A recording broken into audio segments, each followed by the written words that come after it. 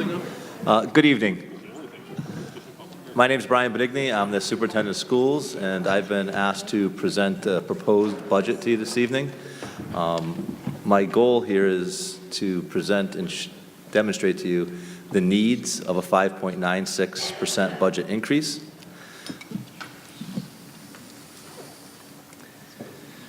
Before I begin with showing many graphs and charts and things, I wanted to start by first describing the needs of what's behind a budget, and the need for it is beyond the numbers. So going along with our theme, the purpose, students and educators must feel that their work has purpose. Without adequate funding, the purpose of what we do day in and day out, that commitment, that part where teachers and students feel the need to grow, is difficult to move forward, creating lifelong learners. As a district, we will build and share understanding of commitment to student achievement of the Berlin learner outcomes. As many are aware, we created some learner outcomes over a year ago, and those learner outcomes have become part of the work that we do day in and day out, and our commitment to students with those outcomes require adequate funding to move forward. District priorities, the passion. Berlin students and educators care deeply about their work. As part of their learning community, they teach, inspire, motivate, and learn from one another. As a district, we cultivate a strong learning culture for both educators and students. The budget is not just numbers. Those numbers are tied back to students. Those numbers are tied back to programs. Those numbers are tied back to staff.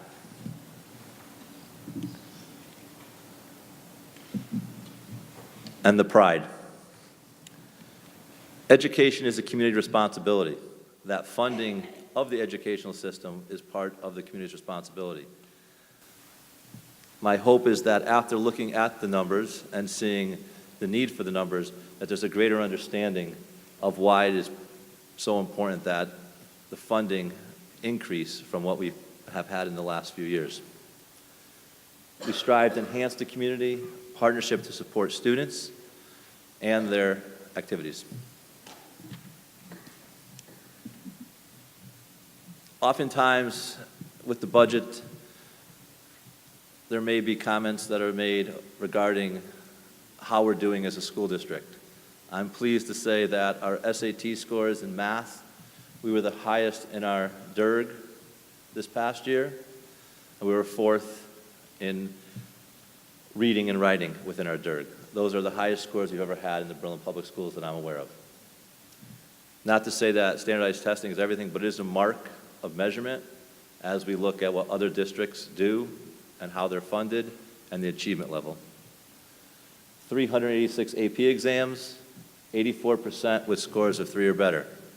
That's also something we're very proud of within the school district.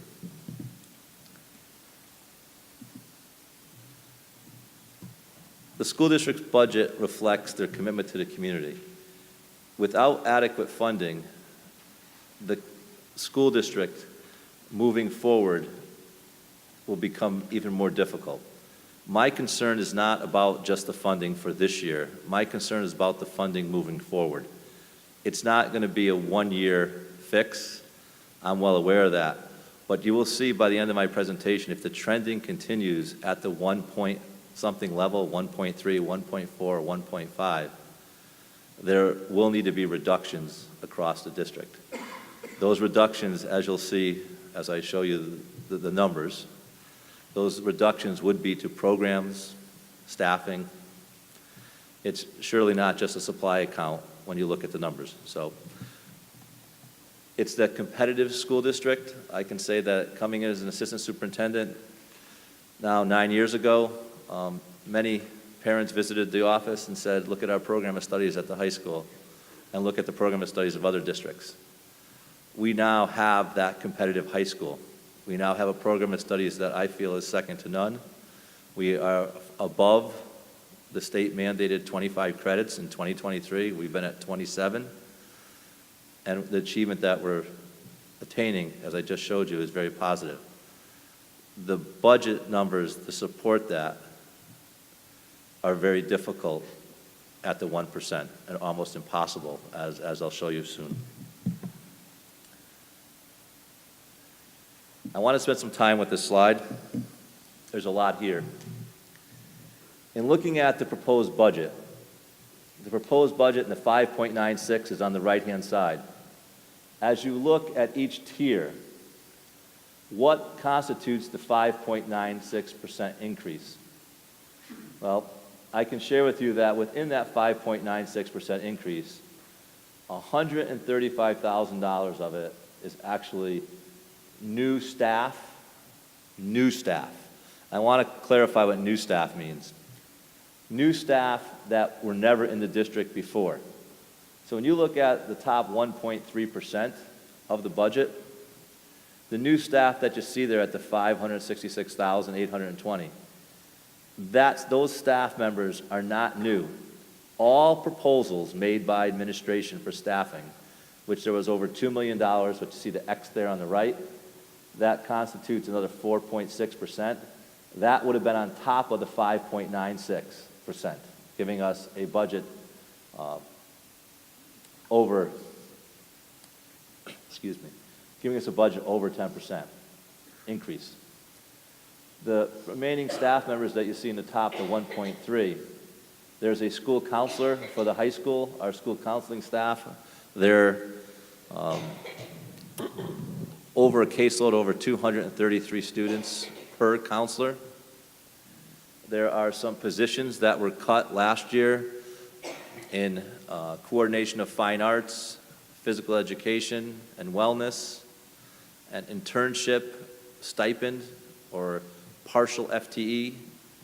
Those are the new stipends, or new positions. When you look at the rest of the money that's in that $566,000, those are paraprofessionals that we were mandated to return. We cut recess paras last year to balance the budget. After going to mediation, we were informed by the state that we were mandated to rehire those paras. Not that we didn't want them here, it was a budgetary necessary to balance the budget. Also, there have been teachers that were in grants, that some grants are no longer funded at the rate that they were, and we need to put them back into the operational budget. So that's the 1.3%. If you start now at the bottom, the contractual obligations, that $985,000 there, that $985,000, contractual obligations standing for what teachers contract, almost $500,000 for teachers increases, administrators around $64,000, non-certified $200,000, and then the benefits making up the rest of those contractual obligations. If you look at the black line, our 5-year average budget has been 1.38% increase. So if we were to get a 1.38% increase, everything above that black line going up would not be funded. The concern there is those contractual obligations we are mandated to meet. If the funding is not there for the contractual obligations, then we have to find that funding. So that additional $400,000 almost would have to come from the cuts of programs, teachers. You know, some of it may come from supplies, but you're not going to make up $400,000 from supplies. The contracted services in red, that 0.8% of the overall budget. Our ESS program at Berlin High School, $280,000 of that is the ESS program, which has never been in the budget, which is now in the operational budget. We paid for that last year with end-of-the-year funds. And the other 80-some-odd thousand is for other increases in contractual services. Transportation and utilities, which is up $122,000. Those are just contractual increases and mandated increases of transportation that are required by either special education students or students with 504 plans. The tuition, the 1.3% in tuition, those tuition costs are due to student outplacements. We do not control the student population that we have, so we currently have no extra line item for tuition. If a student requires education outside the district, We are mandated to fund that. So when you look at the left-hand side, the 4.66%, to me, those numbers are numbers that we can't select and just say we're not going to fund them. Yes, in the past we said ESS is not going to get funded and we pulled that out. But if we're going to take out that contractual obligations, typically the only way to lower those numbers is to remove staff to make up those numbers or to cut programs to make up those numbers. The same thing with transportation utilities. The price for the utilities is the price for utilities. The contractual obligation for transportation is what it is. And the same thing with tuition. So there's not a lot of room to move there to make cuts without losing programming. So my hope is that the chart kind of explains where the percentages come from, what is in each percentage, and how to look at the budget in almost a totality way of where it is, where it could be, and then where potential cuts may be. This slide, I just spoke to you about all the positions asked for across the district. It's in your packet. Anything in blue constitutes the $135,000, $133,000 that is in the budget. Everything else never made it to the budget. Those numbers are the numbers that are in orange with the X. That constitutes the $2 million that we did not fund or put forward in the budget. So you can see a lot of what we felt was a priority. We'd love to have kindergarten and paraprofessionals in every classroom. We know that would make a big difference. There's writing support, there's reading support, there's additional teachers, there's math interventionists, social workers, that we did not fund any of those positions. This slide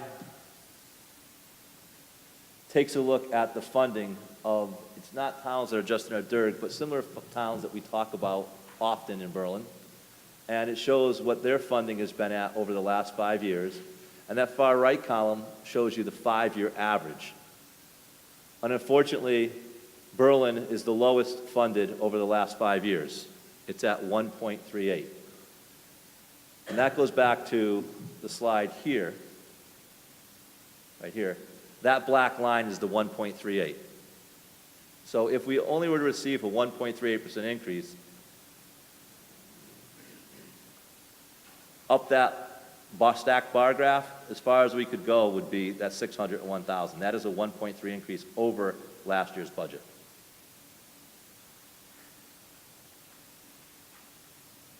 So my hope is that that threshold that we've set at round 1.4, 1.5, that really needs to change moving forward. As to move forward with just contractual obligations, we need more than that. The next slide shows the history of funding. If you look going back to 2012, the requests were at close to 4%, then at 3%, back up to 4%.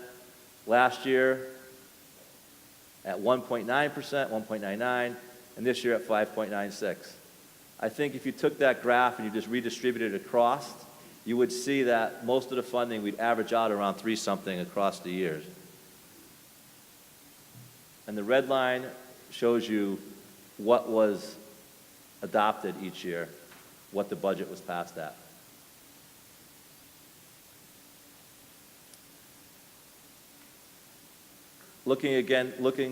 Matching the Berlin per pupil expenditure, the cost that we spend to educate each pupil in Berlin against the state average. You can see that we're several $1,000s beneath that. And you can see, I think it's more important to look at going across blue to blue. We increased from last year to this year $31, while the state increased, you can see how much the graph goes up, the state increasing $600. The other note here is our wealth ranking is 65th out of 169 towns, yet our per pupil expenditure is 106th out of 169 towns. Another way to look at it over time, looking back to 12-13, you can see that we were on the same trajectory as the state average, and we started to widen. And the difference between the state average and what Berlin is funded at is only increasing. You can see the graph widening out each year. last year being the most dramatic.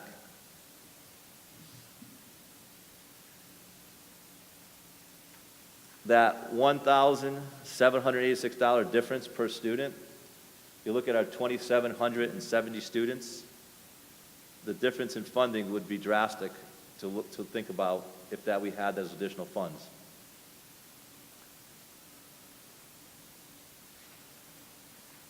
Federal funding, the federal funding is decreasing. Last year, we decreased almost 11%. You can see the bar graph below showing how it's decreasing every year.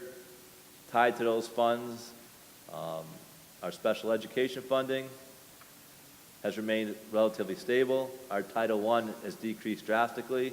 Our Title I account is based on our free and reduced lunch population, but it's also the federal government looking at different formulas to fund that. But we decreased over $100,000 this past year. Title II is our professional development. That's also decreasing. And Title III is our English language learner population, which is based on the number of English language learners we have in the district. Student enrollment. You often hear that, well, enrollment has shrunk, so has the numbers of teachers decreased? Why isn't the board decreasing the number of teachers if the enrollment's shrinking? I can say it's not a one-to-one pairing. If we're decreased by 30 students, doesn't mean that we can cut one staff member. Those students can be dispersed throughout the district, throughout the grade levels. But I can assure you when I show you the numbers that the number of staff members has decreased as the number of students has decreased. So if you're looking here, this is a graph of the student population going back to 11-12. You have all the elementary I grouped together, McGee and Berlin High School. You can see that the trend, we definitely decreased from 11-12, but you can see two of the elementary and middle school increasing and the high school leveling off. Looking at the projections, we will decrease a little over the next 10 years, but we're not decreasing. It's not drastic. It's almost like 100 students, so it's not a huge decrease over the next 10 years. So we're at a leveling off point as far as our enrollment based on the projections. Projected enrollment at the elementary. I offer this slide just to show what the class sizes that we have and we hope to have for next year. These are very favorable class sizes for the most part. It's important to note that these are the class sizes that we have come to expect in Berlin. I think that the community has come to expect, and we'd like to maintain. Enrollment at McGee and the high school. So you'll see that McGee loses 46 and the high school gains 22. Still, most of our class sizes, we have a couple bubbles there with 257 and 245, but most of them are around 200, 215. So the response is that the staff size is not decreasing. The number of teachers has not decreased over the years. The number of administrators, the number of paraprofessionals. I can assure you that's not the case. Those numbers have decreased and has decreased drastically over the years. Those decreases have been necessitated by the number of students decreasing, but also looking at and knowing how tight the budgets are and making those tough decisions and eliminating courses and programs and options for students to make a balanced budget. So let me just take you through a little here. The administrators, we have 20.6 from 14-15, the 19.6 and 17-18, and 18.6 this current year. Those two positions that were cut were the elementary assistant principals. Teachers, certified staff, back in 2014-15, we had 286. 6 were cut in 15-16. We stayed relatively level in 17-18, and then we cut drastically from 16 to 17. And I go back to that number to balance the budget at a 1.3 or 1.4. Those are the areas that necessitate such a cut. Last year, we cut 3 staff members. Paraprofessionals, you will see an increase there. Many of our paraprofessionals are special education paraprofessionals. The average cost for outplacing a special education student is $65,000. It is often to the betterment of students as well as fiscally responsible to hire a para to provide support to allow that student to maintain their current programming and different programming with additional help in district. So those increases in paras there due to special education needs, which if it's determined during an IEP, it's mandated that we hire those paras. So that's the increase you'll see in paraprofessionals.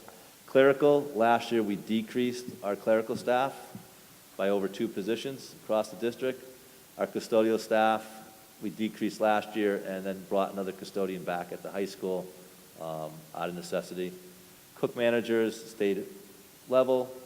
Food service, we were up in 15-16 and we went back down to the numbers we had in 14-15. And unaffiliated, there's a little decrease there. Easier way to look at it, administrators over time, real quickly to see the trend. You can see that we have decreased staff going back to 14-15, and we're definitely hit a new threshold the last 2 years. This executive summary looks at the major accounts, and I won't spend much time on it as that bar graph that I showed you, the stacked bar graph, takes this into account. You're looking at the first 4 items are grouped in the contractual obligations. The contracted service was grouped by itself, utilities and transportation were together, and then tuition. I did not include the lower items as they were decreases, and they really didn't constitute that much in the overall budget if you're talking about $46 million proposed budget and you're talking about $30,000 there.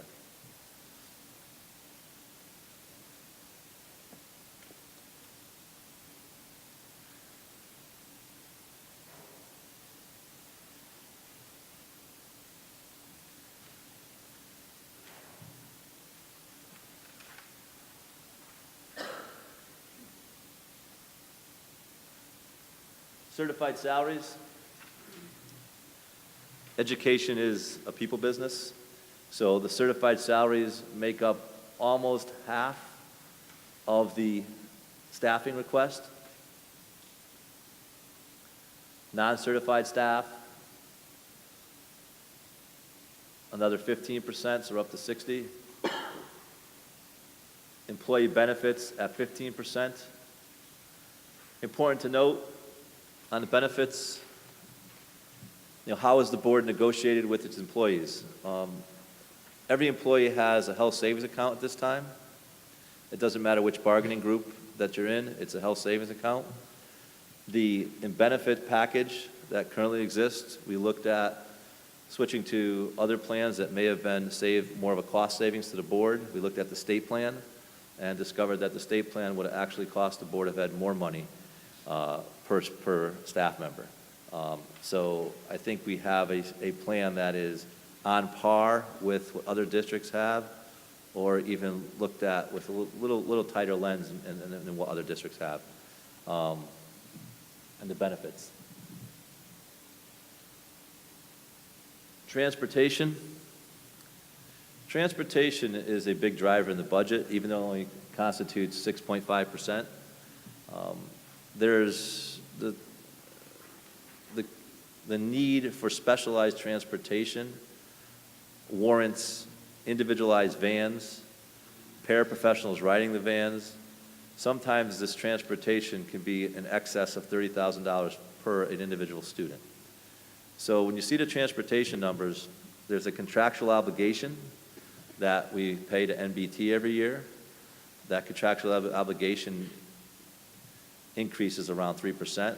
But then the need is if a student needs specialized transportation, we're obligated to provide that.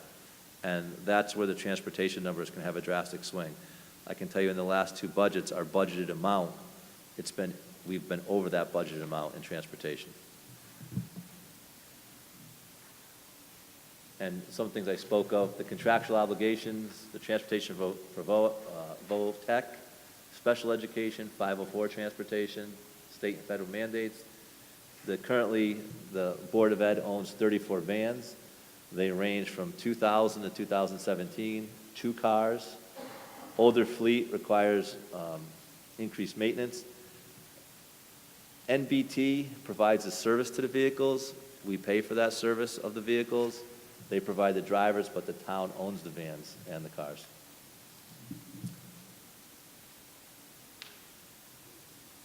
Special education costs.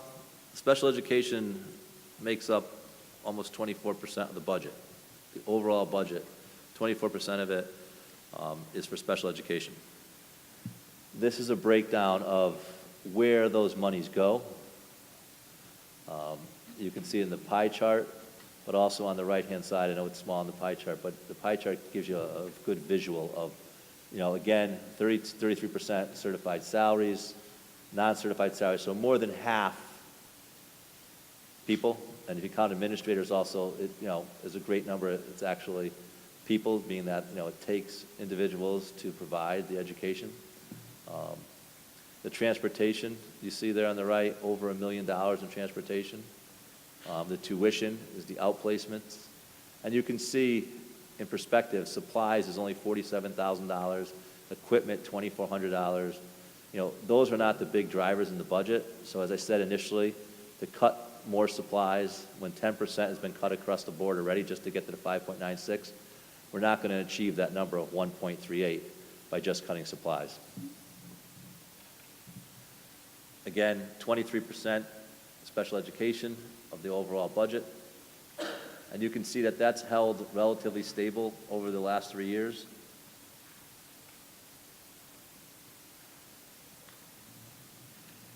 The capital equipment budget. I know that in the budget packet you have a complete breakdown of the capital equipment by school and the various items, but an overall request here by each school gives you a breakdown of how the money was distributed. The last line being information technology. In previous years, those monies were scattered throughout the budget.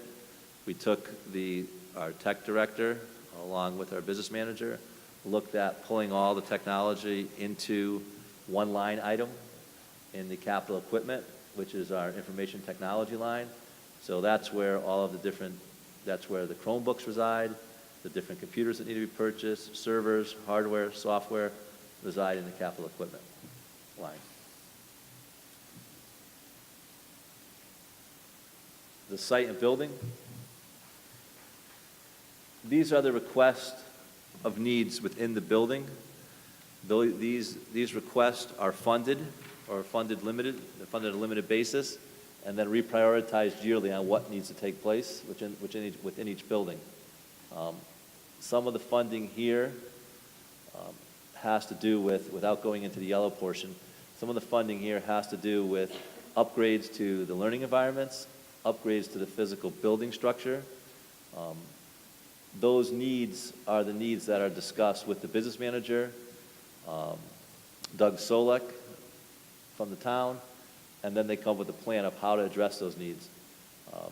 It's important that some of the needs are met because they're tied right back to the curriculum and the education of students. And the bottom portion, even more so, to safety and security. But tied into those numbers up above, maybe retrofitting a classroom for a certain group of learners or a program. It may be updating a door that doesn't lock. It may be improving a phone system that's antiquated or a PA system that's antiquated. Those numbers reside in the site and building. Definitely working in collaboration with the town, and where we can, actually town employees would do as much of the work as possible before we contract out. The yellow portion, in conversations with the mayor,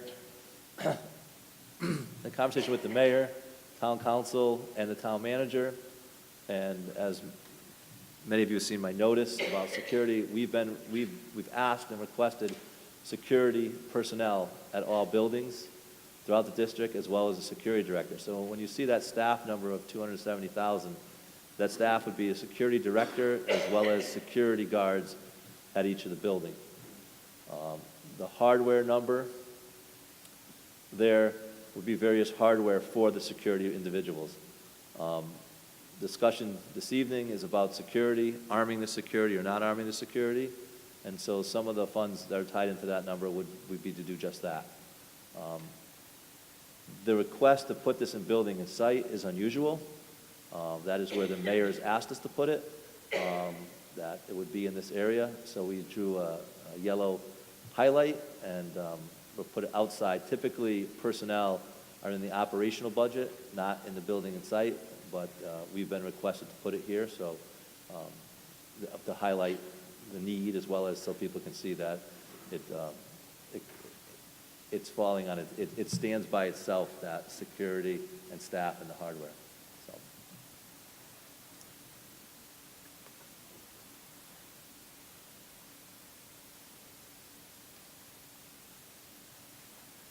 Sorry.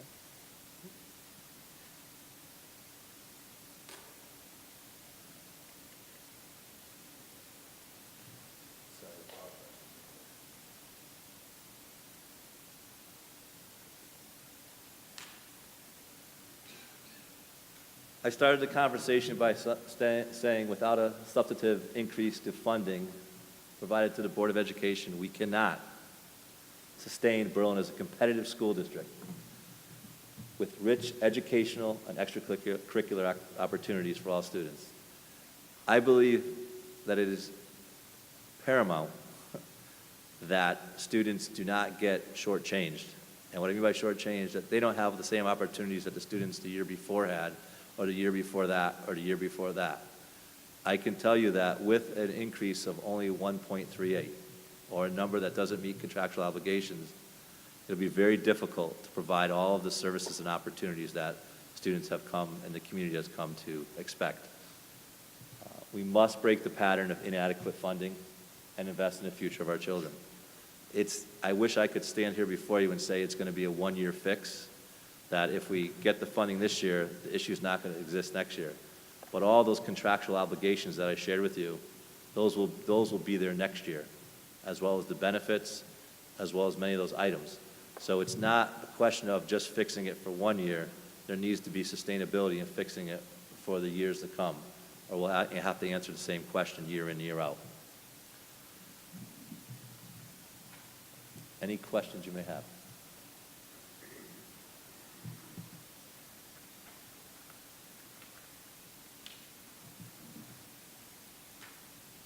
Okay, thank you.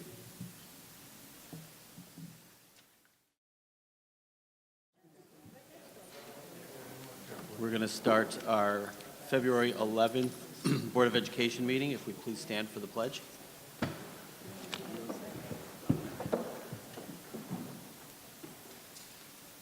Pledge allegiance to the flag of the United States of America and to the republic for which it stands, one nation, under God, indivisible, with liberty and justice for all.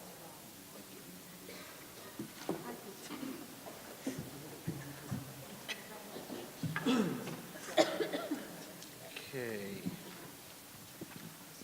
Next up, we have committee reports and correspondence to the board. We'll start with the report from our student representatives. They sent me a report today, so let's see. This is from Alex Halkias. He said there are currently 6 students that have tested positive for the flu on the boys' basketball team. And he spoke to Jenna earlier, and they're having a similar issue with the girls' teams as well.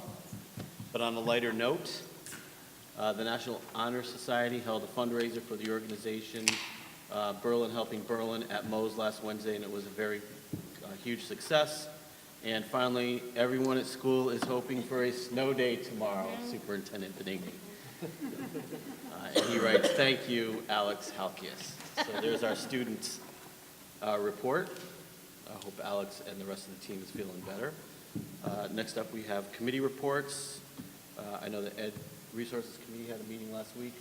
Adam, if I don't know if you'd like to just summarize real quickly. Should take about 30 seconds. Basically what Brian showed at 5:45 earlier this evening, that's what we discussed. No, just kind of going over the numbers. John Richards brought some numbers forward as well with regard to capital. Trying to fully understand and appreciate what Brian has been going through along with the staff and administrators trying to put this budget together. So in summary, it's basically what we saw earlier this evening. All right. Thank you, Adam. Correspondence to the board. Has anybody received any correspondence?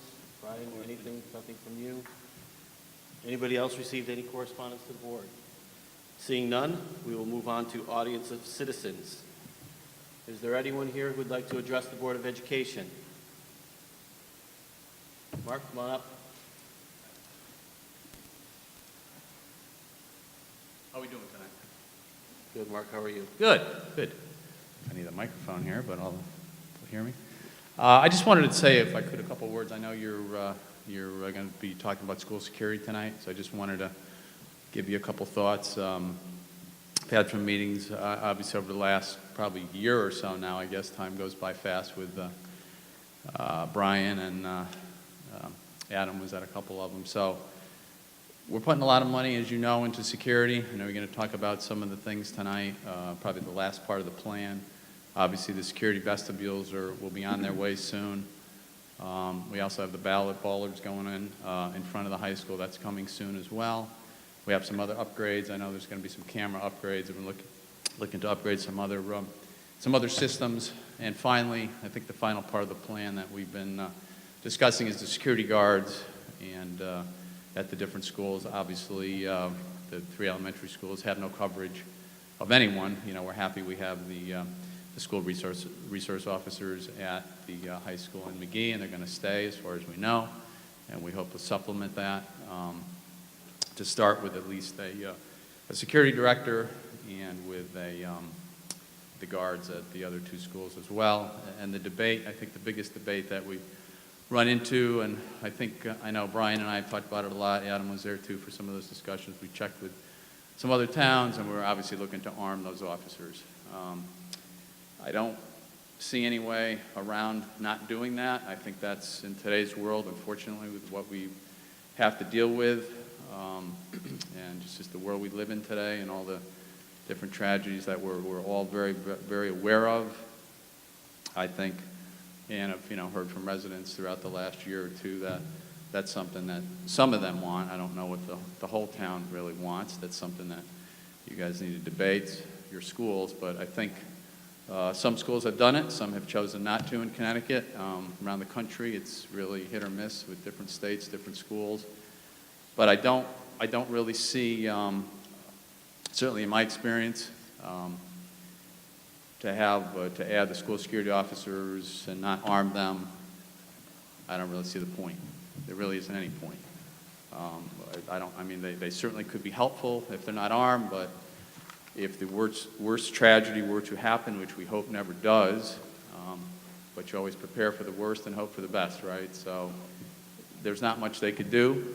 I know the police train for responding to our schools, but, I was talking to somebody about that the other day, and, we only have so many officers on a shift, and if there's a problem, there's an accident, there's a robbery, who knows, there's a home break-in, so granted, their response time will be slowed down if they were needed in any of the schools. So our first line of defense really would be these school security officers. And without arming them, I'm not sure what they would be other than the first target. So I think really it's something you really need to think about. It's, it is a difficult decision. I don't think any of us took it lightly that when we talked about it, but I think in the end, it's the safest way. And I think, my vision, I think Mr. Benigni has, I believe, he certainly can speak for himself, but I think he's come around to see that may be the best way. And certainly, it would be low-key. It wouldn't be, I think the way to handle it would be they would be concealed. They wouldn't be wearing them in full view of the students. But I think it's the safest way to protect our staff, our students, and the town. So I just hope you consider that as a very serious option and the only option. And that's sort of the final part of the plan with all the other security measures we put in place. we're looking to spend with all this added up, over $1 million we will be spending on school security. If you add it all up, some of it will be reimbursed. On the vestibules, I think we're going to get some of that back, and maybe there's a few other reimbursements there too. So we're putting a lot of money into security for the school system. I think it's very important. I think, unfortunately, like I said before, the world we live in demands that we take every reasonable step without putting barbed wire and guard towers around our schools. Nobody wants to see anything like that, but we need to take the most reasonable steps, and I think the plan that we've come up with is pretty reasonable and certainly will help us protect our students in the school. So thank you guys very much. Thank you, Mark.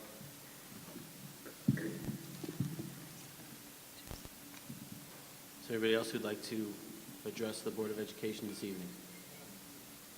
Whoever that is does.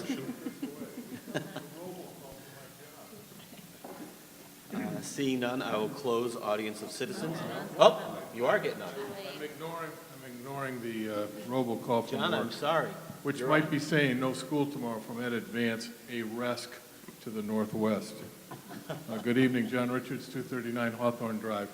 I wanted to thank the superintendent for his presentation. I think it met the objective of showing the need and certainly the pride and the passion. I would suggest that in the breakout where you show individual slides where the proportion of salaries is to budget or benefits is to budget, that at the end there's a total pie that shows those on the wheel. It's just hard to keep taking off a bottom chunk. If there's 6% for transportation, it'd be nice at the end to see how all the pieces fit into the pie. The second thing that I'm concerned about is capital. We need to do a better job with capital. We're hoping to review the 10-year plan and implement some of those things. The things that are troubling to me is I'm looking at the proposal that shows cameras for the schools with, if I added them up correctly, 124 cameras at $2,000 apiece. In the 10-year plan, what I see is $45,000 was spent on security cameras, and that's behind us. And there is not a camera listed on the 10-year plan. So the notion of trying to meld what the district is trying to do and get it into and become part of the capital plan so we don't forget about it, I think is very important. I think in both cases, the notion of how we get from where we are now to where we need to be will probably be a stepwise progression. Certainly, I think it was illustrative to see the 3% dropping to 5 years in a row of 1.5 or less. And I think it's the same type of thing that we need to do for capital. We made a step forward last year. We need to continue to make that step towards where the capital spending per year is appropriate. We can no longer afford to underfund the schools any more than we can afford to underfund the facilities that are in our town in other aspects, whether it's the not-so-sexy roof on Hubbard. There are things that we need to do to maintain those buildings and maintain the grounds around them in terms of sidewalks, plumbing, all of those kinds of things. So thank you very much. Thank you, John. Is there anyone else here who'd like to address the Board of Education? Okay. Seeing and hearing none, I will close audience of citizens. Again, my apologies, John. Next up, we have the consent agenda. Is there anyone who'd like to add or remove anything from the consent agenda? Seeing none, I'll entertain a motion. I move to approve the consent agenda as presented. I have a motion from Carrie, second by Julia. Discussion?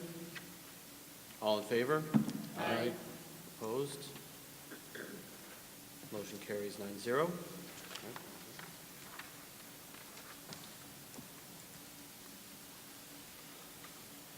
Next up, we move to new business. We have a facilities-related update from our Director of Business Operations, Jeff Cugno. So, Jeff, I turn it over to you.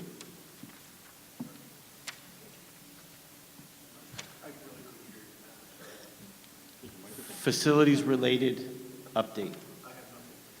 Okay, thank you. Then that makes this easy.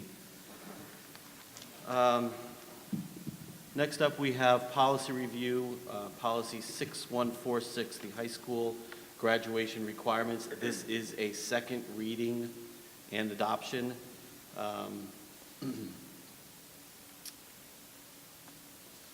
Revisions have been made to this policy in accordance with Public Act 17-42, which made revisions to the graduation requirements and provides districts with additional flexibility in determining how to award credits to students.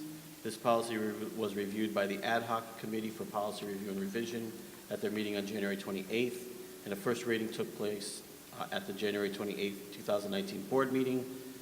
This is the second reading for that policy. Is there any discussion on this before we move forward? Actually, I'm doing this backwards. So I'll entertain a motion for consideration. Move that the board adopt a revised policy 6146, high school graduation requirements as presented. A second? I have a motion by Rich, second by Julia.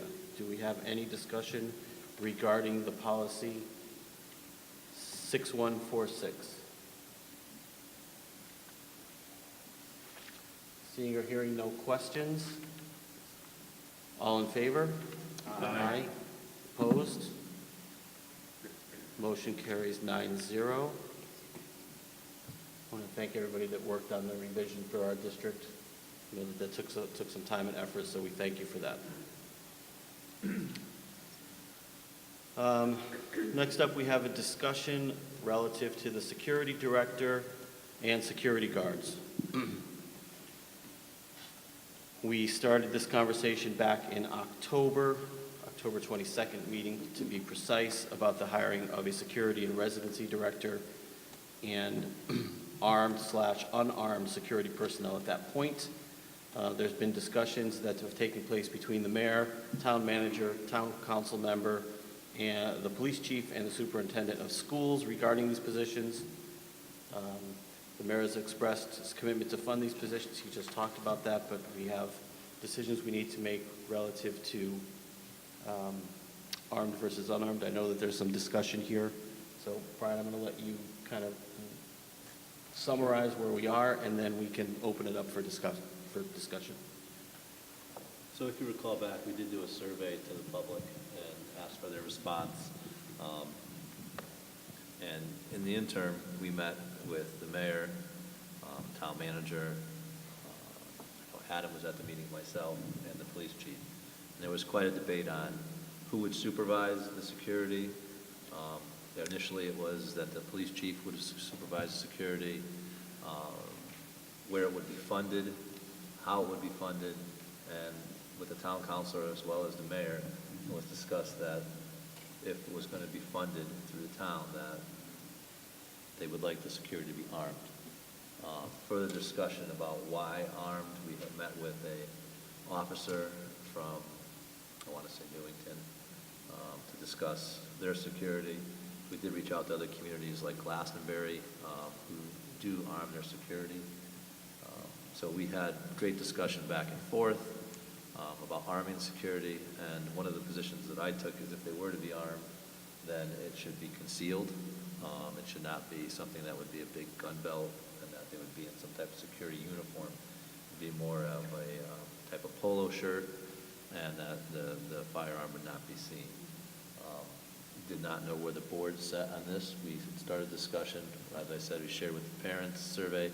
The last time I looked at the survey, there were 440 maybe respondents from the parents, and over 70% said they should be armed. With that being said, that was the position. We hope to hire a security director, but the initial job posting, which has sat out there for a good 4.5 months, did not speak to arming security because that was not our position. So that job description has been reworked. We initially planned to have interviews last week, but obviously it needed to come to the board for some discussion on whether the security should be armed or should not be armed. And the position would be that if they were armed security, then they would have to be either local police officers previously or state police officers.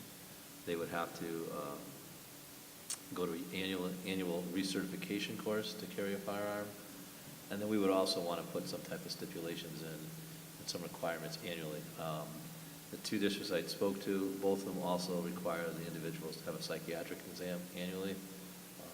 The police chief is willing to assist us with anything that he can as far as recertification goes, finding the courses from that aspect. And the other discussion we had as a group was that I believe that if the police chief was not to supervise, that it's imperative that the supervision fall under the Board of Education employees, that it's not supervised, the town manager is not supervising, security within the schools. One of within the requirements of a superintendent, student safety is priority one. It's the same thing that all of your building administrators would be involved with, the need to have it local here. The discussion was where it would be funded, and I don't want to speak for the mayor here, but the mayor was pretty adamant that it would be funded under Department 61. It would not be funded as part of the Board of Education budget moving forward, but yet supervision would fall under the Board of Education. And I don't know, I know it's not always a citizen, Mark, but I hope that I kind of hit all the salient points that we talked about over those several meetings that we had. The number that we talked about, that might be open to debate. I know where I think the mayor's leaning, and I know what we would like to have and what was discussed initially. We would like to have 2 at the high school, 1 at each elementary, and a security director, and the middle school. So we were hoping for a total of 6, including the security director. That security director would also be someone that works on residency. As I said to the board before, we have a number of parents that come to the Board of Education, the registered students. If we want to check residency, it's either myself or our business manager, Mr. Kugno, typically Ms. Holian, that would go out and check the residents. That's different than most towns where they have a residency director. Most of the security positions are tied to that. That person would go out and actually check the residency and monitor that. You think about cost savings and $16,000 plus the $16,400 to educate a student. If a family has multiple students that are receiving education that do not reside in Berlin, the money savings is definitely there. So that person that would be director would also be in charge of the residency portion. So I don't know if the board has any questions. I missed pieces of it. So I think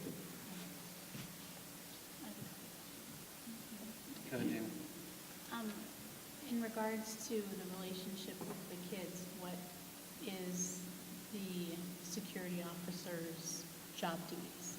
Is it to walk around the school? Is it to try and form some relationships with the children? Is it to break up fights?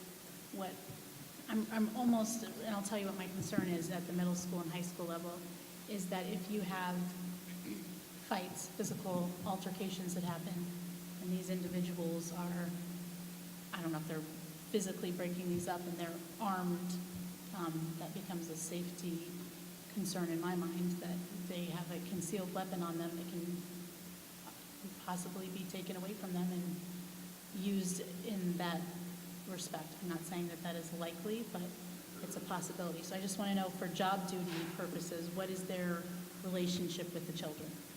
it's different than the SRO. We would expect the SRO to make connections with students also, and I think that our SROs do to some degree. But the SROs are limited to what they can do and when they can do it, and the information that they're privy to. The security individual definitely would be someone who would break up a fight or intervene. The expectation would not be that the security individual would be sitting in an office or just sitting at the front desk. They should be interacting in the hallway. They should be out there during passing time. They should be monitoring the building, checking doors, also looking for security issues, as well as monitoring what's going on in the school each day, who's coming in, who's coming out. And they should have oversight of the security beyond administration, who's dealing with, other issues beyond that. So I think it'd be much different than where an SRO would be involved. If an SRO gets involved and needs to break up a altercation between students, as the police chief has told me, and I'll use his words, someone's getting arrested. That's not always the case with the security staff. If we're able to, as it was before there were SROs, break up the altercation, yes, you may have to contact the police if it's at that degree, but it would be something that we brought to administration. I would hope, and I think it's really based on who we're looking to hire, the relationship piece is paramount. We know that those relationships are often what prevent injury to students, whether it be their emotional state or physical state. As far as if there was a fight and there's a concealed firearm, I am not a firearm expert. I would have to ask what they do to ensure that they cannot access the gun, without, that it's not just, there's whatever type of holster, whatever it's in. I'm not that familiar, James. I wouldn't want to comment. And I have another question. Is it possible that these security officers could also do truancy work? It's possible, but the question, Bo, it's how often do we want them out of the building doing security, and how broad a scale do we want it, how many security individuals do we attain? If we have what we're asking for, the likelihood of doing some truancy, absolutely. There's, 2 at the high school plus the SRO, Or absolutely. maybe even at the director, if the director's doing some residency. I'm saying on the cases that are significant, that you need that extra support with. Yeah, but even just interacting with those students and those families within the building, Exactly. that person to have that, their responsibilities are much different than others that are in the building, right? So they could have that time to make the connection with those families. Well, that's what is important to me, is that they have an actual relationship with the kids, because that's what's keeping your Right. kids safe. And it would be an at-will employee, so if it's not the right fit, I hate to say that, or that's not what they want to do, I think we look for those individuals that want to make the connection. It's not just, come in and clock my hours. Well, We want that's them to just be it. involved, I know right? it's- And I know it's what you're saying, Yeah, so thank it's like I said, it's Thank we you, want yes. the That's exactly what I'm relationship saying, piece, yeah. right? With the people that really want to be there, Okay. right? Yeah, thank you. I have a question. The ones you mentioned in Newington, are they armed? I don't remember.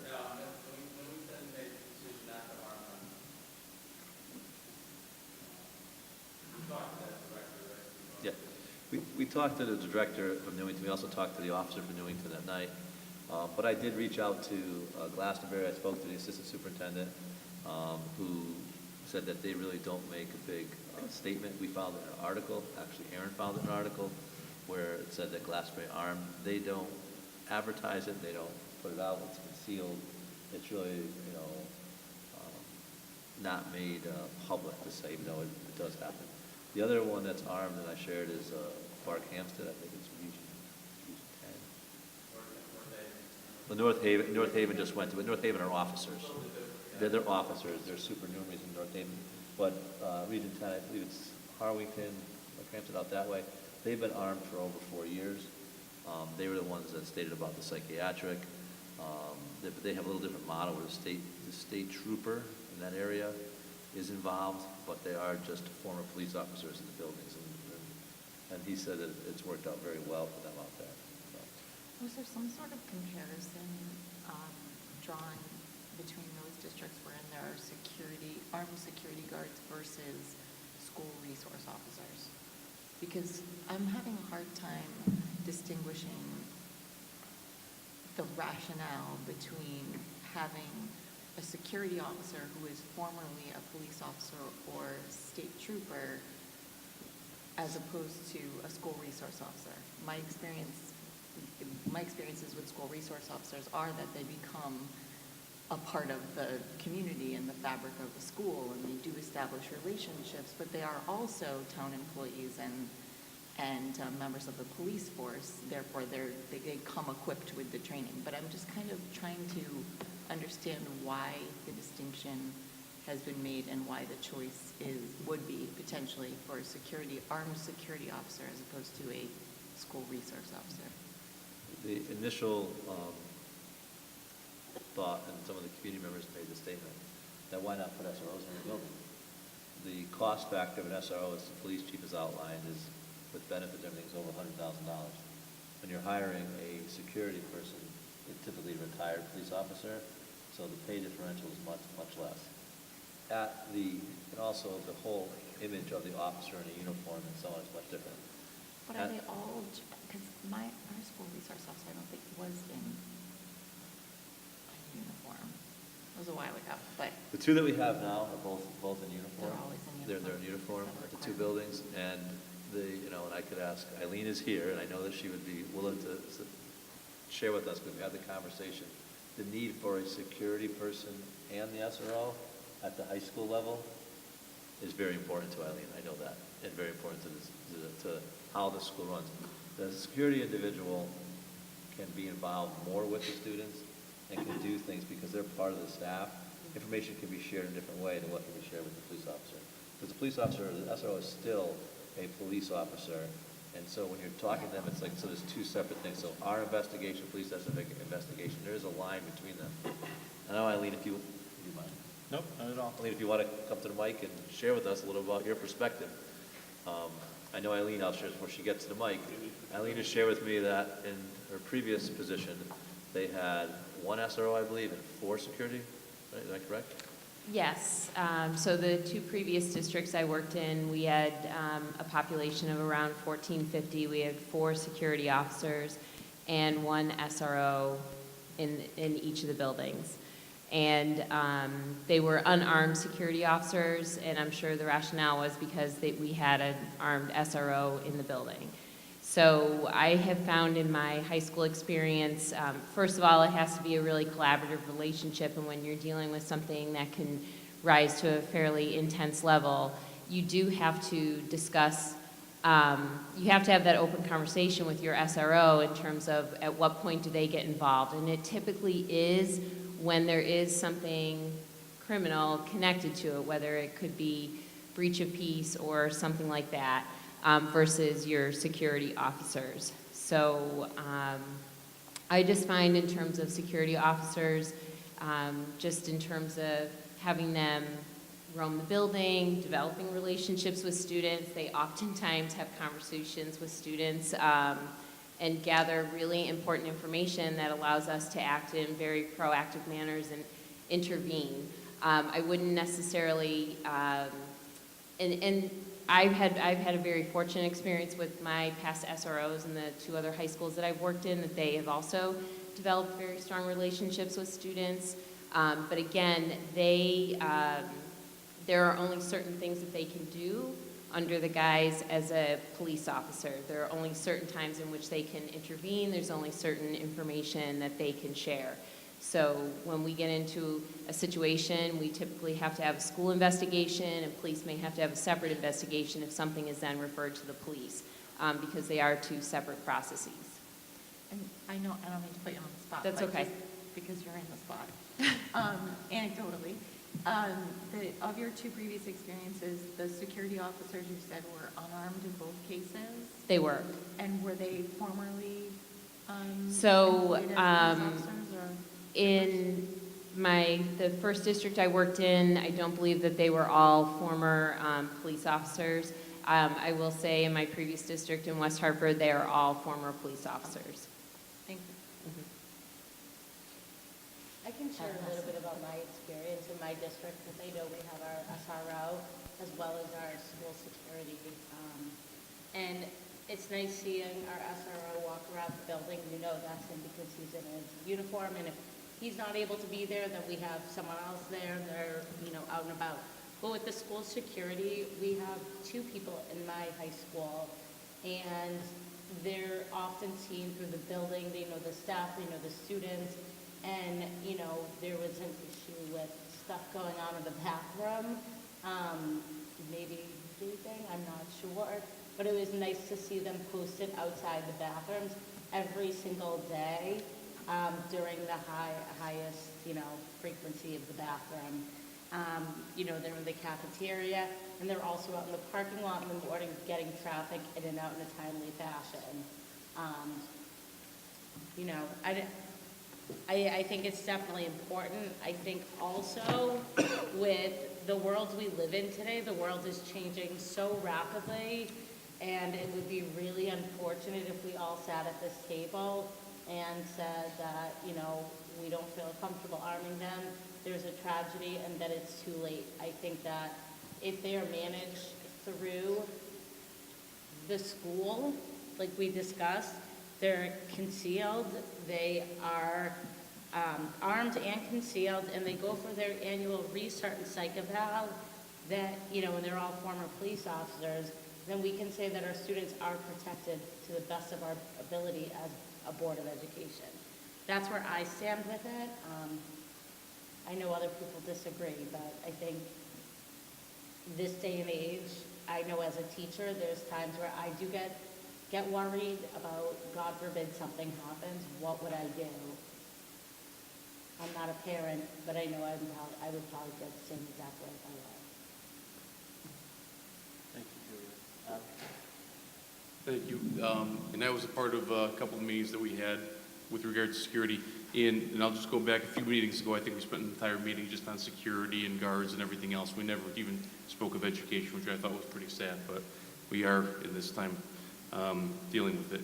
That being said, when you look at security guards, and we looked in and talked about retired state troopers and or local troopers, or local police officers, those are the only entities based on state statute that are allowed to carry guns in schools.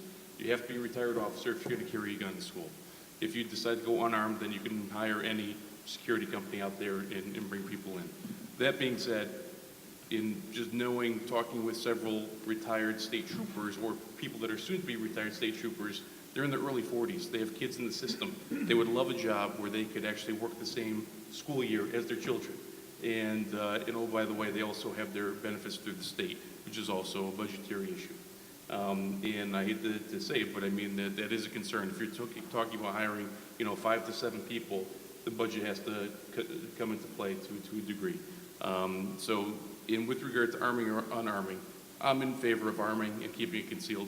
I see no point in bringing somebody into school and arming them with a stapler and saying, here, if something happens, you throw the stapler at them. I mean, if you're going to do it, you've got to go all in. But, expense and everything else alike, it's again, I do think it's sad that we're sitting here talking about it. It is the reality. And as the mayor came up, I mean, we've had some great meetings and looking at other districts, and it's become more the norm than anything else. And just, and then the debate of whether to have it funded through the board or through the town, it's not the responsibility of the board of the town, so it's more of a human responsibility to protect children. So I think we can agree that it's not a fight that we're going to get back and forth with, because, it's going to happen. We're going to have the funding, we're going to put the security in place. But if you're going to do it, my personal feeling, arm them, keep it concealed, and it's the world we live in right now, but we need to move forward. And to Adam's point, I agree with everything you said. And I think going back to Brian's point about the survey, though we only had 440-something people respond, though that's not a significant sampling of our districts, but it is a sample. And with that, over 70% of parents, if they feel they would want them armed, I think as a Board of Education, we need to take that into account. Another question. What training are they going to have as far as, and I understand that they will be school, they're retired officers, state troopers, but when you're in a school system, the mental health of children is different than I think what they might have dealt with out in the field or whatnot. I'm not saying that they wouldn't deal with kids, but if we're looking at school safety and, making sure that the school is safe and we're keeping them protected from outside entities or whatnot, are they walking around, especially at the elementary school level? My thought would be, okay, well, you have recess, so that is a very vulnerable time. So are they outside during recess, and is that the entire day because you have different times that each of the grades is out, and where are they positioning themselves? What I really wonder is who's training them to do what and where and how to interact. I mean, who is providing that? Those discussions have taken place. Even the recess coverage has taken place as recently as last week with the principal.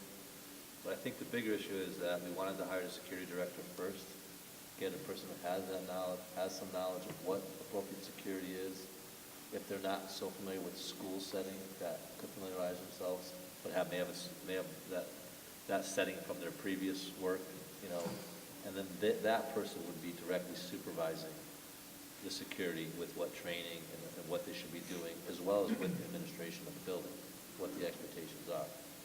Each administrator has certain criteria that they would expect. You know, we've had issues with doors in the district. Just some of the doors are 40 years old. You know, securing the doors, recess. What are the most vulnerable times in the building? You know, where should that security person be during those times? As I said earlier, it's definitely not going to be a position where you're sitting behind a desk or looking at a screen, monitoring, you know, what's going on. I just want them to be able to read, especially with our special education students. I want them to be able to know how to read a situation, and if they read it wrong, then I feel like we're going to have some issues and some problems. And I'm very conflicted about this because I worry there's been some instances in other schools, especially the older schools with the middle school and the high schools, like I told you, with physical altercations and having a security officer break that up. And in a couple of those instances, their firearm was taken from them. Maybe not in this state, but it could happen. And so I just want to make sure that we're looking at every aspect of not only their own safety, but the safety of our students, how we're training them, what we're expecting of them, and that we understand that our population of kids, we have a whole spectrum, you know, of different needs and whatnot. So it would be important that whoever the director is that we hire would understand this and ensure that the training that these security personnel receive is adequate to making sure that our kids are safe and that we don't put them in more harm, you know, put more harm towards them than what we're trying to do to protect them. If that makes sense. It absolutely makes sense. I mean, I think there is some trepidation of hiring someone who's not skilled with working with youth or varied youth and students with varied ability, and you know, so I think there's going to be an acclimation period. I mean, unless we have people that have already worked in a school and this is something that they're familiar with, or they have that, you know, that knowledge, that background. But you know, many of the individuals may have coached before. I mean, I think we have to look at what the applicant pool looks like. They may have been a youth officer somewhere. We don't know. You know, we don't know. You know. I just want them to be, because I know that we're trying to keep them safe from the outside, but what we're really doing is that a lot of stuff happens in the school. So yes, there's that chance that something from the outside will come in, but there's normally some sort of relationship or some sort of something that connects them to school. So Absolutely. I But just want to Brian, make sure. I have a question to Jamie's point, like, do you think there is a possibility that in the applicant pool, there might be enough people who have experience being SROs or youth officers or, you know, coaches, so on and so forth, where they understand kids, and then from there, they can go through various district training and then maybe even understand the PMT or CPI training and how the schools are required to handle that. Though they might not ever be restraining, but understanding how it's very different in the school versus as a police officer. I think that's going to be I know that was paramount. loaded. No, I think it's going to be paramount their success. You know, you're not just going to. We're not going to just place an officer in and say it's. There's no familiarity with students and how the building operates and expectations from the educators. I mean, they're going to have to be willing to understand as well as acknowledge that there's a way, a culture within a school and how you act appropriately. So I don't think, you know, I think some of our concerns here would be addressed at who we're hiring. And I think, you know, with the director's position that was posted without supervising armed security, there was over 70 applicants. So I think when you post for a security position, you're even going to have a greater number of applicants. So I think we're going to be able to pick some really good people and then train them appropriately, you know, in what the needs are for those individuals. There's more and more coming out because more and more districts are doing this with trainings and things that people can be sent to, as well as work that we do in-house, the in-house PD that we do support teaching staff that would be relevant to the security also. You know, with our ESS program, we've had several sessions last year dealing with the emotional well-being of students and so on, which would have been totally relevant to these positions too. So I just don't want people to think it's going to be, we're going to bring them in and they're going to be, okay, you're just security, and whatever background they have, that's where it's going to end. That can't be the case. But I think this position matters as much with the people that we hire, you know, and that, you know, there will obviously be multi-layers. I know that the mayor originally volunteered his time to interview for the directorship.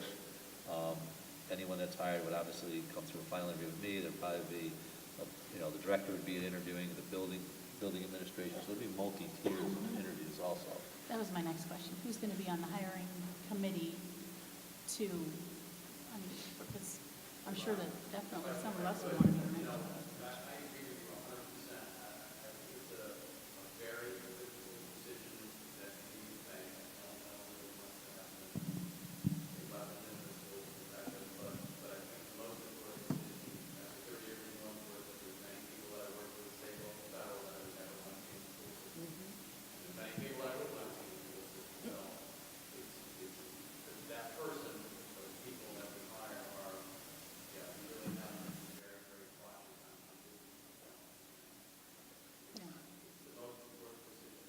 It really is.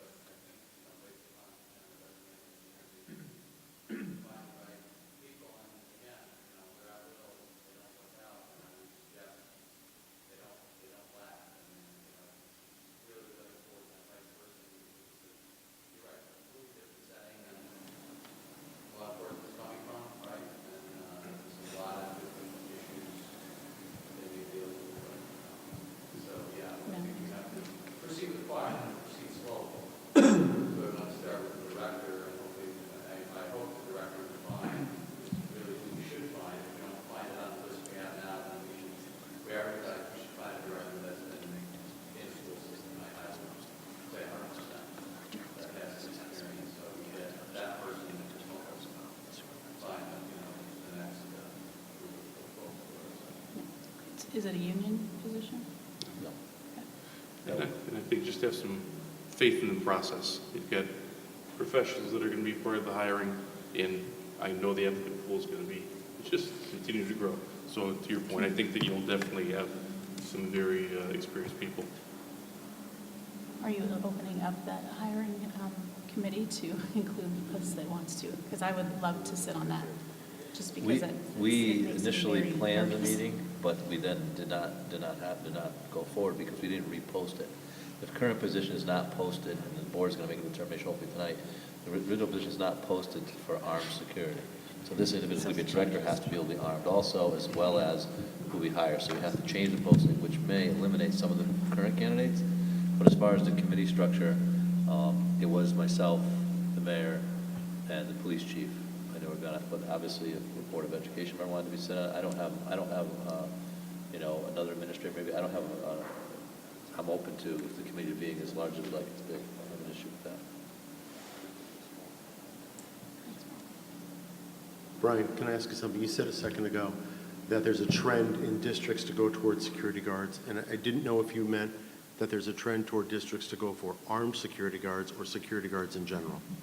I couldn't speak about whether it's a trend to go armed or not. I can speak that there is a trend for districts to moving towards security guards. I've got no problem with the security guard part of it. We have, I think, 6 in our building, all unarmed. We've had that my whole 15 years at the high school. So I can't speak to whether it's, like I said, armed or unarmed, but I can speak to that more and more districts are moving to armed, not to armed, to security within the buildings. If districts don't have security, they're moving to it. Each incident that occurs, you know, across the country prompts other districts to move in that direction. I think there's a greater pressure to have security in the building and a greater need, to be totally honest. I think the need's always been there, but I think the need's even greater now. We know that we have more students who have social and emotional issues than we ever had in the past in the schools. You've heard Linda share that with the board repeatedly. If you look at our request for this year, the number of social workers and things that were requested, the addition of a counselor for, you know, various reasons, those things are warranted. And the security is part of that because, as Jamie said repeatedly, that it's the relationships that individuals have And oftentimes, it's those individuals that are not assessing the students with a grade that make the greatest relationships with the students. So, those, whether it be a coach that, they're playing for, an individual that just says good morning every day or talks to them in the hall about how was your day or is a little bit involved, or maybe, sees them at the school hanging out. Those are the people that, students gravitate to and share what's going on in their life. Oftentimes, that they're not, in that classroom with that teacher getting grading. And sometimes it is a teacher. I mean, it's different, but I think that, I think the security personnel has to have the disposition to do just that, to be encouraged to make the relationships with the students. I would agree. I do want to follow up. I'm having a very difficult time with the arming part of this, very difficult time. I respect the fact that Mark said he's got 30 years in law enforcement. I've got 33 in education. There's something, I'm not sure that I can articulate exactly what's bothering me about this, but it feels wrong. I have no problem with SROs and the police in the buildings, and I'm not sure that I could actually articulate it enough to convince somebody that I'm right and they're wrong. But we're going to have the vestibule traps. We have security cameras, hopefully that'll be hooked up to the police department. We have other safety measures that I don't want to get into here. I have a very difficult time with the concealed weaponry and sitting out at recess with concealed weapons or at the front table with concealed weapons. It does take a special kind of a person to be able to be around kids and understand it, as you've explained. It's not the same thing as being on the street as being a police officer. It's completely different. You're dealing with 7, 8, 9-year-olds who have mental illnesses in some case. And the truth is, the people who shoot up schools, I can't believe I'm talking about this, are other children. And what is it going to take for somebody to say, okay, are they going to make that judgment in that split second that they can take a life and be wrong? And it's going against my instincts. And again, I'm not sure if I could convince somebody that they're wrong, but it's just a gut instinct answer. I agree completely with the need for security guards. It's the arming part that I have an issue with.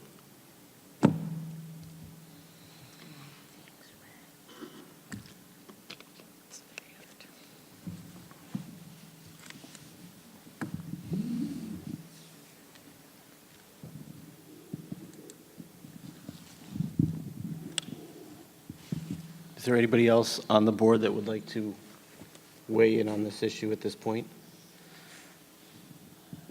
I'm going to echo what some others have said here. First off is I think it's sad that this is the conversation that we're having, and we're not talking about how we are going to be introducing new programming or something else for our students, but we're talking about bringing folks into the schools, armed or unarmed, from the security perspective.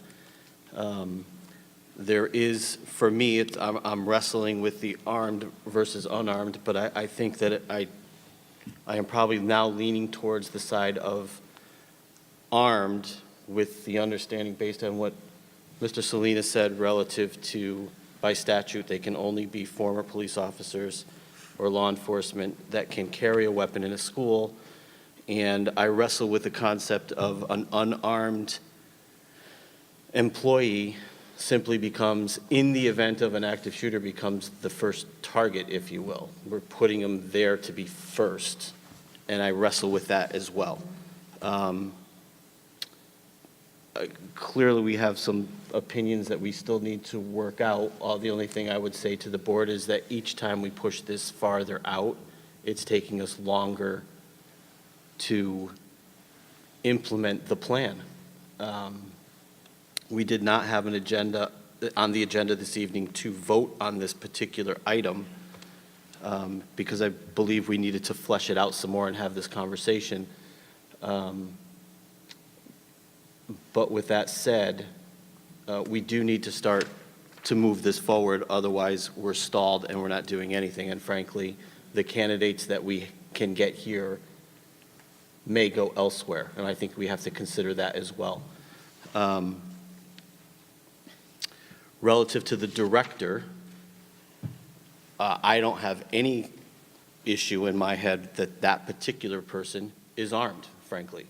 I agree with the concealment, but I don't have an issue with that. And I think that it's part of, it's kind of step one, is we hire the director, and then we we tree branch down from there where that person was going to be active, involved with hiring who our next security folks are. But we've been going around with this since October. And I think that we need to move it forward. And if we have folks that feel strongly that they go unarmed, then I tell them to vote your conscience and vote against armed. If you feel that they should be armed, then you should vote for armed when we have that on the agenda. When's our next meeting, Brian? We're meeting in 2 weeks from tonight, 2 weeks. so tonight's the 11th. So what I would say is we should be prepared to make our vote on this 2 weeks from tonight. And that way, the superintendent and the committee that he puts together has the instructions to move it forward. So if there's not further discussion, we can close this, but if anybody would like to add. Jamie, go ahead. As far as the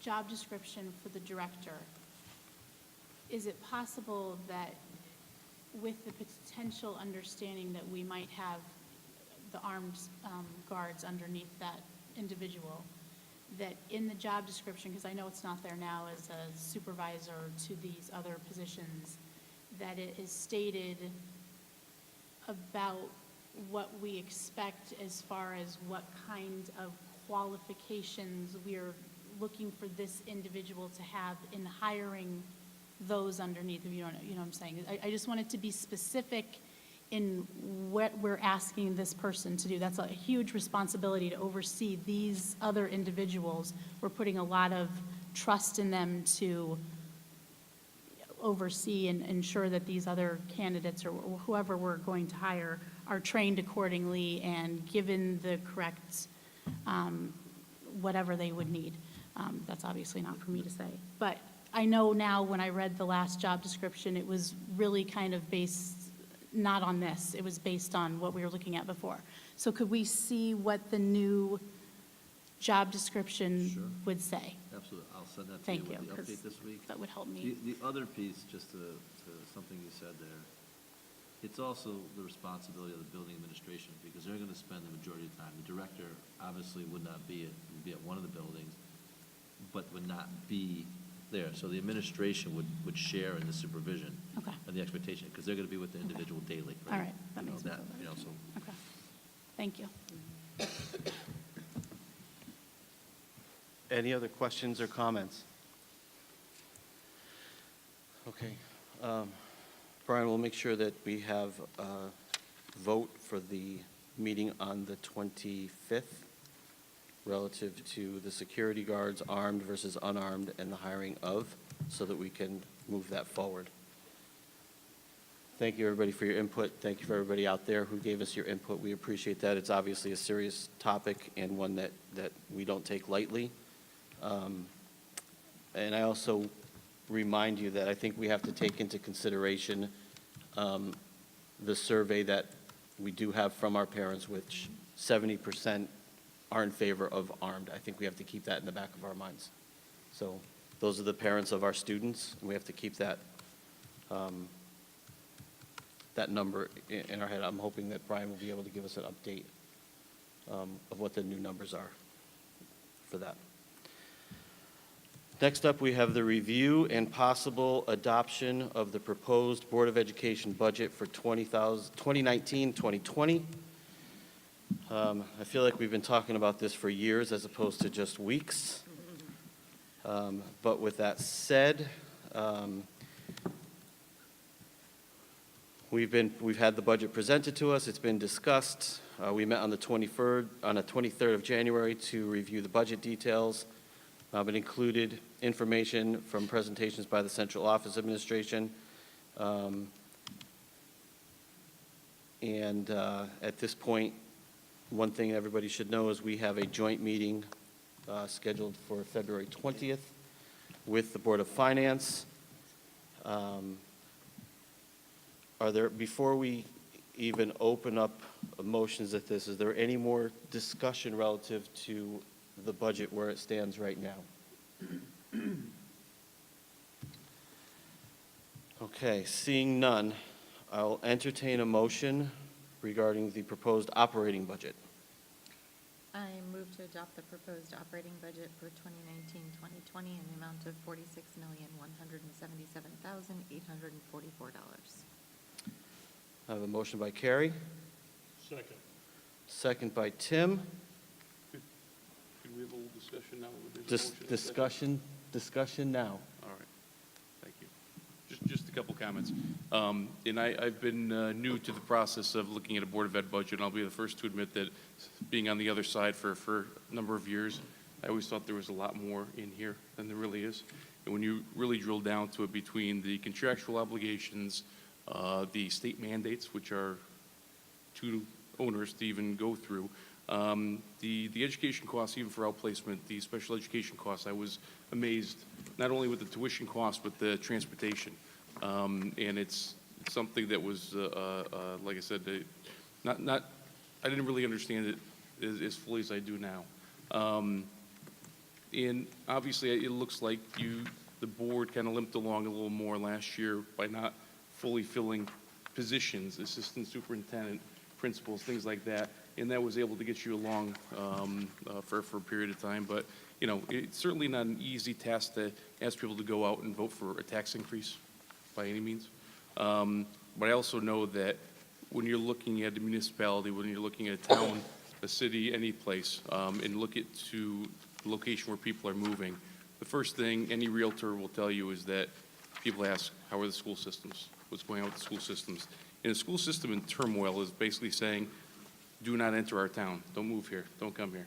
And all that does to your property values is sink it. So, you know, not that I am looking forward to paying additional taxes based on tonight. Obviously, there's many more steps that have to take place. But I also value the educational process and the system and what we have here and the strides that have been made over the last several years.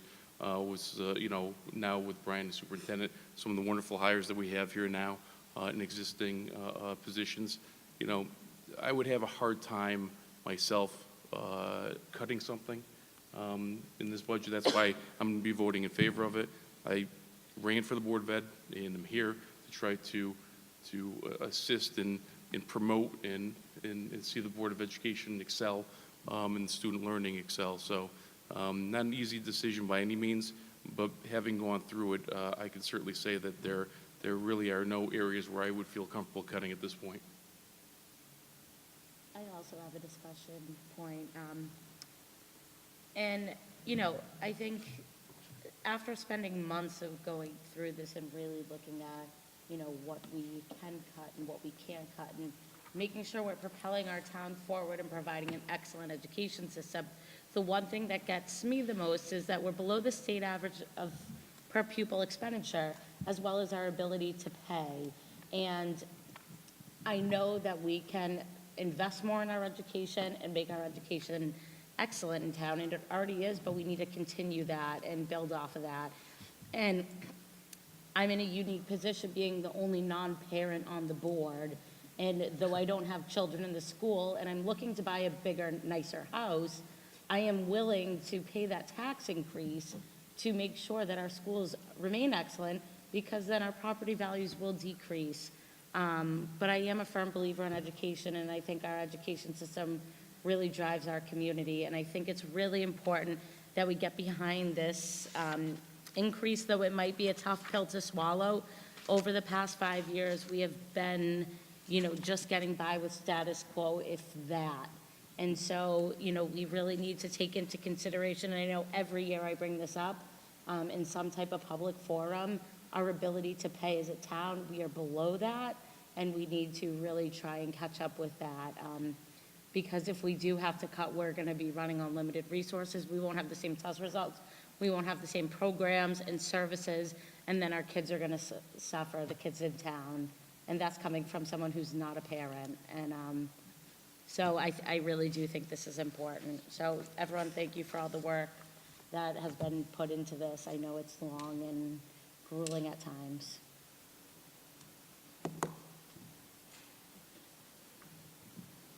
Anyone else? Okay, seeing no more comments, all in favor? Aye. Opposed?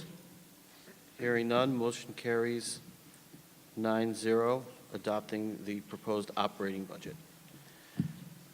Next is a motion to adopt the capital budget. Karen? I move to adopt the capital budget for the 2019-2020, for 2019-2020 in the amount of $1,275,000, which includes $963,800 for information technology. Second. Motion by Carrie, second by Tim. Discussion. Hearing none, but I think it's, oh, Sorry. get that hand up, will you? Did you forget? There you go. Just a quick comment. Looking at the capital, and if you look even over last 10, 15 years, whatever it is, capital is one of the areas that seems to be cut the easiest because it doesn't involve people, and I think that we enjoy keeping the personnel within the Board of Ed, but you also have to be able to provide the tools. And looking at the technology, I mean, technology is one of those things that was not around years ago, but it's much needed and pretty much mandatory at this point in time. And I'm hoping, I would expect that there would be reductions, but I hope it's not cut down to a de minimis amount where it really has no impact and does nothing for the board, because capital, just like with any other budget, it's going to be required to continue to grow over time to be able to keep up with the demands of education. Thanks, Adam. This year, you'll note that we have actually a breakout for the information technology section. I think it's important to note that Berlin Schools is a one-to-one district, which means that we have technology issued to each of our students. We've been maintaining that for a number of years, but we've been doing it with Band-Aids and bubble gum through the end of school funds, just enough to get by. At this point, we have, Brian has put together a budget that talks about the technology tools that we need and how we need to maintain things along the way. So it's just important that we keep that one-to-one ratio out there. Our kids, this is the way they learn now. Nobody goes anywhere without technology, whether it's their phone or an iPad or a laptop or whatever. They can't function without them, and that's the way all learning is going now too. So with that, Yeah, I just want to add on to that. It's my understanding that particularly at the high school, there is a fair amount of curricular or technological involvement with the curriculum. So that would probably be a pretty labor-intensive process were we to lose something in the way of technology as it relates to the curriculum. I know we have Evelise in the audience here, but when you walk through the halls of the high school, being that it's one-to-one with the Chromebook, you will see the Chromebooks out on the desks more often than not in all the classes, regardless of what discipline or what courses. Students' assignments are there, teachers are posting assignments there. It's part of, it's not just a tool to use to do a certain assignment. It's a daily tool It's that an students integral part access, of the right? curriculum, It's right. not on the side, it's now embedded within. In years past, we've taught tech ed courses outside of the curriculum, and that's where the fixed computers were in the computer labs. That's no longer the case. The computer use is now in the classroom, embedded within the curriculum.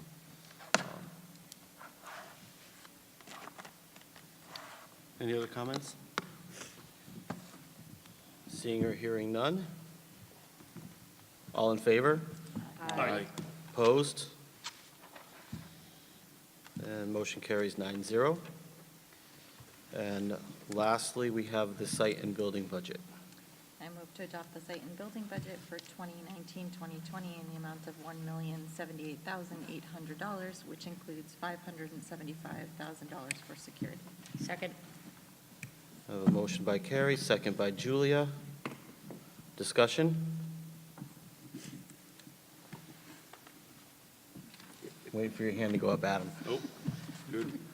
Seeing no discussion, again, I just point out that we have the $575,000 broken out for security. That was part of the conversation between the superintendent, the mayor, and so forth, that we would have it over in building and site as opposed to in the regular operating budget. Cameras and things that would be used for the grant. Matt, I do just have one other discussion point about that. One of my fears and You didn't have one before, now you have one. I know. One of my fears about having the $575,000 for security being in site and building budget, I just worry that we'll get cut in other places because we are investing this money into school security. And I know school security is important, and everyone knows how I feel about that, but I would just really hate to see the educational opportunities for the students disappear because we're investing so deeply in this. I think that's a great comment, Julie, and I appreciate that. Thank you. Anyone else? You have something to say? Just the understanding that these, thank you. I raised my hand, I'm sorry. The understanding that the site and building budget there, that money that's there, it's for the security staff, but it's also for the security cameras and the various items that are needed for security within the buildings that would be funded and supplemented with the grant. So that's also in there also, where we do have the Phase 3 and Phase 4 grants, which cover, all the buildings, and some of the security upgrades that would be made within those buildings, including the vestibules, including the cameras, the additional cameras in the building, and door locking mechanisms and so on. Thanks, Brian. Anyone else? Hearing none. All in favor? Aye. Opposed? Motion carries 9-0. Last up, Move item. to adjourn. I have a motion to adjourn. Do I have a second? I'll second. Motion by Julie, a second by Jamie. All in favor? Aye. Aye. We are adjourned.